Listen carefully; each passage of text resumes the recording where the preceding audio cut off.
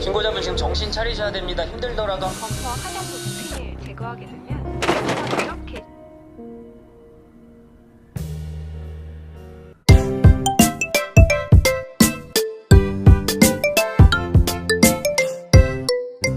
Cerita dimulai dengan meninggalnya seorang pria bernama Kim Sang Hyun yang menjadi korban tabrak lari sebuah mobil.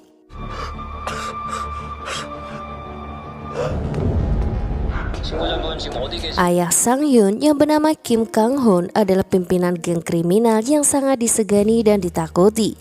Saat ini Kim Kang Hoon sedang mendekam di dalam penjara karena kasus penyerangan, kecurangan penawaran dan manipulasi harga saham. 노력하고 있습니다. Scene kemudian menunjukkan bagaimana seorang pria bernama Song Ho Yong yang mengendarai mobilnya dari pemakaman.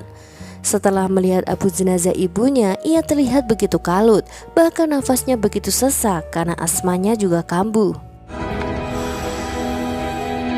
Ho Yong yang tak bisa fokus akhirnya menabrak seorang pengendara motor hingga pria itu terpental. Ho Yong kemudian mendekati Kang Hyun yang sudah bersimbah darah. Ia meraih ponsel Kang Hyun dan melihat sebuah panggilan, namun ia malah mengabaikannya. Ho Yong mendekatkan telinganya di wajah Kang Hyun seolah Kang Hyun ingin mengucapkan sesuatu. Ho Yong kembali meraih ponsel Kang Hyun dan mencoba memanggil tim penyelamat. Namun asmanya kembali kambuh hingga ia kembali ke mobilnya untuk mengambil alat bantu pernafasan. Ho Yong yang masih sangat shock terlihat mengabaikan panggilan tim penyelamat dan mencoba menghubungi ayahnya. Sayangnya ayahnya bahkan tak menjawab panggilannya. Beberapa jam setelahnya, ayah Ho Yong telah tiba di rumah. Pria bernama Song Pan Ho yang merupakan seorang hakim itu tampak terkejut melihat keadaan putranya. Hakim Song kemudian meminta Ho Yong untuk menceritakan semuanya. Mengingat waktu kecelakaan terjadi 2 jam yang lalu, Hakim Song yakin jika korban telah meninggal. Ia meminta Ho Yong untuk menyerahkan dirinya pada polisi sebagaimana ia menjalani kehidupannya dengan menegakkan keadilan selama ini. 가장 빠르고 확실한 해결책이야. Hakim Song masuk ke kantor polisi lebih dulu untuk membuat laporan. Keadaan kantor polisi saat itu sangat kacau karena sebuah kecelakaan besar. Bahkan tak ada seorang polisi pun yang mendekatinya. Televisi mulai menyiarkan tentang kecelakaan Sang Hyun membuat Hakim Song memundurkan langkahnya. Ia mengenal siapa Kim Kang Hoon. Ia yakin putranya tidak akan berakhir di penjara jika menyerahkan diri sekarang. Hakim Song kembali pulang dan meminta Ho Yong menuliskan secara detail kejadian hari itu tanpa terkecuali. Hakim Song mulai membersihkan mobil Ho Yong dari hal terkecil apapun yang bisa menjadi bukti. Ia juga membersihkan pakaian Ho Yong lalu membuangnya ke truk sampah.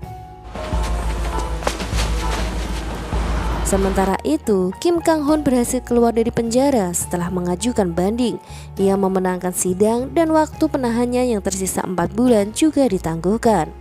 Kembali pada Hakim Song yang tiba di sebuah bengkel. Ia berniat membeli bumper yang baru, namun ia harus berbohong dengan alasan menyelidiki kasus karena tak ingin aksinya dicurigai orang lain.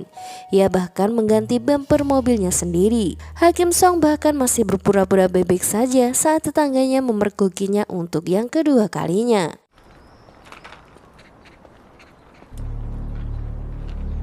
Di sisi lain, Kim Kang Hoon sedang berada di kamar jenazah putranya. Polisi yang bertugas menjelaskan kejadian kecelakaan itu dan bagaimana Sang Hyun ditemukan. Sang Hyun ditemukan oleh seorang wanita dalam keadaan masih bernafas. Wanita itu kemudian menelpon ambulan lalu mereka membawanya ke rumah sakit. Pihak rumah sakit langsung melakukan operasi darurat, namun nyawa Sang Hyun tak bisa diselamatkan. Jika Sang Hyun dibawa lebih cepat, bisa jadi kemungkinan Sang Hyun terselamatkan juga lebih besar. 영양은 Polisi memberikan ponsel Sang Hyun dan memutar rekaman saat Sang Hyun menelpon tim penyelamat. Sampai detik itu, semua orang masih mengira bahwa Sang Hyun yang menelpon tim penyelamat saat itu. 신고자분 괜찮으세요?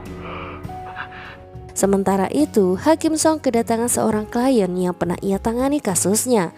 Hakim Song meminta maaf karena tak bisa mencabut tuntutan hukuman pada pelaku pembunuhan putri wanita itu.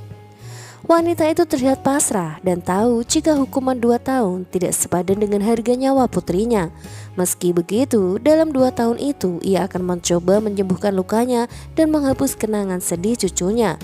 Ia juga berharap bahwa pelaku akan bertaubat selama 2 tahun itu. Wanita itu kemudian berterima kasih pada Hakim Song karena telah membantunya selama ini. Ia juga sangat mengagumi Hakim Song karena menjadi hakim yang adil dan bijaksana. 손으로 찾아뵙습니다. 그저 Putra pertama Kim Kang Hoon yang bernama Kim Sang Hyuk terlihat terbang langsung dari Amerika untuk mendatangi rumah duka. Ibunya terlihat marah dan mencurigai Sang Hyuk sebagai pembunuh Sang Hyun. Namun Sang Hyuk terlihat tak menanggapi ucapan ibunya. Kang Hoon meminta Sang Hyuk untuk kembali ke Amerika agar tidak ikut campur dalam masalah ini. Ia juga berkata bahwa dia akan menyelesaikan masalah ini tanpa bantuan Sang Hyuk. Di depan wartawan, Sang Hyuk berkata bahwa ia akan mengejar pelaku pembunuh Sang Hyun kemanapun orang itu pergi. Ia ingin tahu berapa harga nyawa orang itu hingga berani menghilangkan nyawa Sang Hyun yang berharga. Hakim Song terlihat makan malam dengan seorang anggota majelis bernama Chung Yi-ha. Ia menceritakan bagaimana ia menyayangi Hoyong dan bagaimana putranya itu sangat berharga baginya. Ia meminta Chung Yi-ha untuk menyingkirkan mobil Hoyong tanpa mengatakan detail yang terjadi. 아이고, 이게 어쩐 일이십니까? Pagi harinya, seorang pria asing bernama Lee Sang-taek membawa mobil Hoyong pergi seperti permintaan Hakim Song. Hakim Song kemudian membawa Hoyong ke tempat penyimpanan abu. Ia ingin agar Hoyong tak terekam dimanapun yang membuatnya dicurigai. Beberapa pegawai terlihat mengganti kamera CCTV karena pergantian server. Hakim Song tampak lega saat ternyata data 3 hari yang lalu hilang dan tak ada cara untuk memulihkannya. Sementara itu, Sang Hyuk terlihat mendatangi kelompok geng yang lain. Sang Hyuk mengira geng itulah yang telah membunuh adiknya. Namun pimpinan itu berkata bahwa ia tak berani berbuat macam-macam pada Kim Kang Hoon karena tak ingin kehilangan wilayahnya. Sang Hyuk kemudian meminta geng itu untuk menemukan pembunuh adiknya. Jika mereka tidak berhasil, maka geng itulah yang akan ia jadikan sebagai pelaku. Kim Kang Hoon kembali mendengarkan rekaman saat Hoyong menelpon tim penyelamat. Ia memutar berulang-ulang setelah mendengar suara deru mobil dinyalakan. 신고자분 지금 어디 계신가요? 지금 밖에 계세요?